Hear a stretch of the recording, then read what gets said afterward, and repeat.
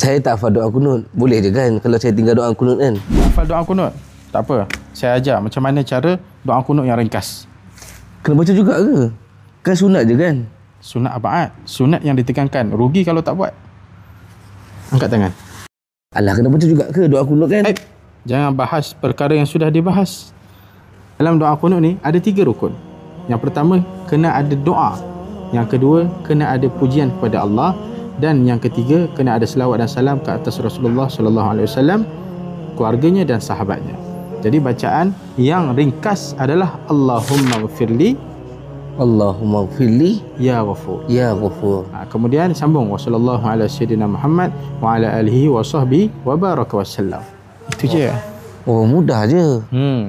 Korang jomlah follow kami sekali-sekala. Dah, jom. Ifak 500,000 pun tak apa, tekan link di bio.